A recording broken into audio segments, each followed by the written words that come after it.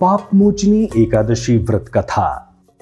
अर्जुन ने कहा, हे कमल नयन, मैं ज्यों-ज्यों एकादशियों के व्रतों की कथाएं सुन रहा हूं, त्यों-त्यों अन्य एकादशियों के व्रतों की कथाएं सुनने की मेरी जिज्ञासा बढ़ती ही जा रही है। हे मधुसूदन, अब कृपा कर आप चैत्र मास के कृष्ण पक्ष की एकादशी के विषय में बतलाइए। इस एकादशी का क्या नाम है? इसमें कौन से देवता का पूजन किया जाता है तथा इस व्रत का क्या विधान है? हे श्री कृष्ण, यह सब आप मुझे विस्तार पूर्वक बताने की कृपा करें। भगवान श्री कृष्ण ने कहा, हे अर्जुन, एक बार यही प्रश्न पृथ्वीपति मानधाता ने लोमश ऋषि से किया था। जो कुछ लोमश ऋषि ने राजा मानधाता को बताया था वही मैं तुमसे कह रहा हूं। राजा मानधाता ने धर्म के गुह्यतम रहस्यों के ज्ञाता महर्षि लोमश से पूछा, हे ऋषि श्रेष्ठ, मनुष्य के पापों का मोचन किस प्रकार संभव है? कृपा कर कोई ऐसा सरल उपाय बताएं जिससे सहज ही पापों से छुटकारा मिल जाए। महर्षि लोमश ने कहा, हे नृपति, चैत्र मास की कृष्ण पक्ष की एकादशी का नाम पाप मोचनी एकादशी है। उसके व्रत के प्रभाव से मनुष्यों के अनेक पाप नष्ट हो जाते हैं।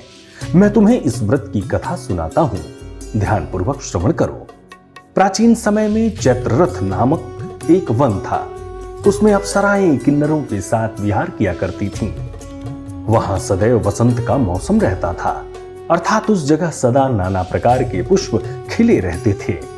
कभी गंधर्व कन्याएं विहार किया करती थी तो कभी देवेंद्र अन्य देवताओं के साथ क्रीड़ा किया करते थे। उसी वन में मेधावी नाम के एक ऋषि भी तपस्या में लीन रहते थे। वे शिव भक्त थे। एक दिन मंजू घोषा नामक एक अप्सरा ने उनको मोहित कर उनकी निकटता का लाभ उठाने की चेष्टा की।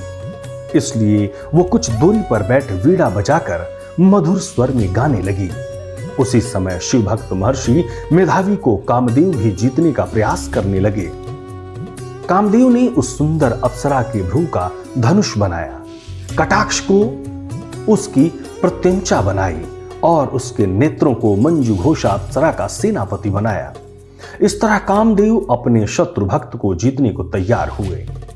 उस समय महर्षि मेधावी भी युवावस्था में थे और काफी हृष्ट पुष्ट थे। उन्होंने यज्ञोपवीत तथा दंड धारण कर रखा था। वे दूसरे कामदेव के समान प्रतीत हो रहे थे। उस मुनि को देखकर कामदेव के वश में हुई मंजू घोषा ने धीरे धीरे मधुर वाणी से वीणा पर गायन शुरू किया तो महर्षि मेधावी भी मंजू घोषा के मधुर गानों पर तथा उसके सौंदर्य पर मोहित हो गए। वह अप्सरा मेधावी मुनि को कामदेव से पीड़ित जानकर उनसे आलिंगन करने लगी। महर्षि मेधावी उसके सौंदर्य पर मोहित होकर शिव रहस्य को भूल गए और काम के वशीभूत होकर उसके साथ रमण करने लगे। काम के वशीभूत होने के कारण मुनि को उस समय दिन रात का कुछ भी ज्ञान न रहा और काफी समय तक वे रमण करते रहे। तदुपरांत मंजू घोषा उस मुनि से बोली, हे ऋषिवर, अब मुझे बहुत समय हो गया है, अतः स्वर्ग जाने की आज्ञा दीजिए। अप्सरा की बात सुनकर ऋषि ने कहा, हे मोहिनी, संध्या को तो आई हो, प्रातः काल होने पर चली जाना। ऋषि के ऐसे वचनों को सुनकर अप्सरा उनके साथ रमण करने लगी। इसी प्रकार दोनों ने साथ साथ बहुत समय बिताया। मंजू घोषा ने एक दिन ऋषि से कहा, हे विप्र, अब आप मुझे स्वर्ग जाने की आज्ञा दीजिए। मुनि ने इस बार भी वही बात कहा, हे रूपसी, अभी ज्यादा समय व्यतीत नहीं हुआ है, कुछ समय और ठहरो। मुनि की बात सुन अप्सरा ने कहा, हे ऋषिवर, आपकी रात तो बहुत लंबी है। आप स्वयं ही सोचिए कि मुझे आपके पास आए कितना समय हो गया। अब और ज्यादा समय तक ठहरना क्या उचित है? अप्सरा की बात सुन मुनि को समय का बोध हुआ और वो गंभीरता पूर्वक विचार करने लगे। जब उन्हें समय का ज्ञान हुआ कि उन्हें रमण करते 57 वर्ष व्यतीत हो चुके हैं तो अप्सरा को वो काल का रूप समझने लगे। इतना ज्यादा समय भोग विलास में व्यर्थ चला जाने पर उन्हें बड़ा क्रोध आया। अब वो भयंकर क्रोध में जलते हुए उस तप नाश करने वाली अप्सरा की तरफ भ्रिकुटी तान कर देखने लगे। क्रोध से उनके अधर कांपने लगे और इंद्रियां बेकाबू होने लगी। क्रोध से थरथराते स्वर में मुनि ने उस अप्सरा से कहा, मेरे तप को नष्ट करने वाली दुष्टा, तुम महापापिनी और बहुत ही दुराचारणी है, तुझ पर धिक्कार है।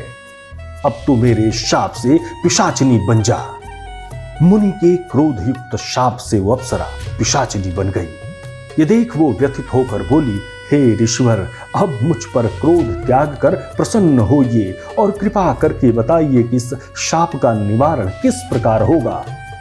विद्वानों ने कहा, साधुओं की संगत अच्छा फल देने वाली होती है और आपके साथ तो मेरे बहुत वर्ष व्यतीत हुए हैं, अतः आप मुझ पर प्रसन्न हो जाइए, अन्यथा लोग कहेंगे कि एक पुण्य आत्मा के साथ रहने पर मंजू घोषा को पिशाचिनी बनना पड़ा।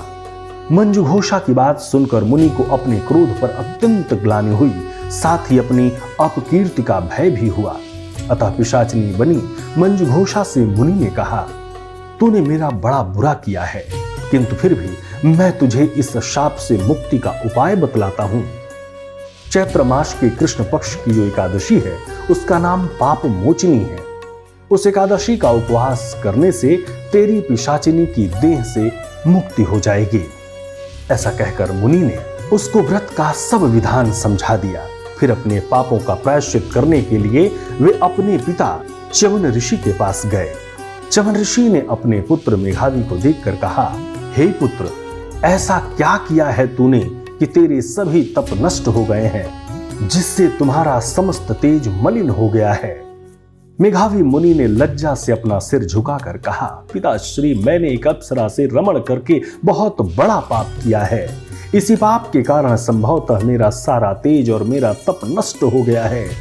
कृपा करके आप इस पाप से छूटने का उपाय बतलाइए।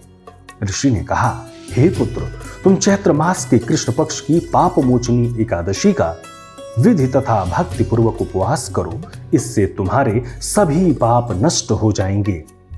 अपने पिता च्यवन ऋषि के वचनों को सुनकर मेघावी मुनि ने पाप मोचनी एकादशी का विधि पूर्वक व्रत किया।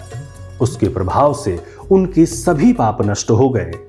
मंजू घोषा अप्सरा भी पाप मोचनी एकादशी का उपवास करने से पिशाचिनी की देह से छूट गई और पुनः अपना सुंदर रूप धारण कर स्वर्गलोक चली गई। लोमश मुनि ने कहा, हे राजन, इस पाप मोचनी एकादशी के प्रभाव से समस्त पाप नष्ट हो जाते हैं। इस एकादशी की कथा के श्रवण व पठन से 1000 गौदान करने का फल प्राप्त होता है। इस उपवास के करने से ब्रह्म हत्या करने वाले, स्वर्ण चुराने वाले, मद्यपान करने वाले, अगम्यागमन करने वाले आदि भयंकर पाप भी नष्ट हो जाते हैं और अंत में स्वर्ग लोक की प्राप्ति होती है। कथा का सार है, इस कथा से स्पष्ट विदित है कि शारीरिक आकर्षण ज्यादा समय तक नहीं रहता। शारीरिक सौंदर्य के लोभ में पड़कर मेघावी मुनि अपने तप संकल्प को भूल गए। ये भयंकर पाप माना जाता है, परंतु भगवान श्री हरि की पाप मोचनी शक्ति इस भयंकर पाप कर्म से भी सहज ही मुक्ति दिलाने में सक्षम है। जो मनुष्य सदकर्मों का संकल्प करने के बाद में लोभ, लालच और भोग विलास के वशीभूत होकर अपने संकल्प को भूल जाते हैं, वे घोर नरक के भागी बनते हैं। ओम नमो भगवते वासुदेवाय। सब्सक्राइब करें टोटल भक्ति को। अब हमारे वीडियोस को सबसे पहले देखने के लिए बेल आइकन को दबाना ना भूलें।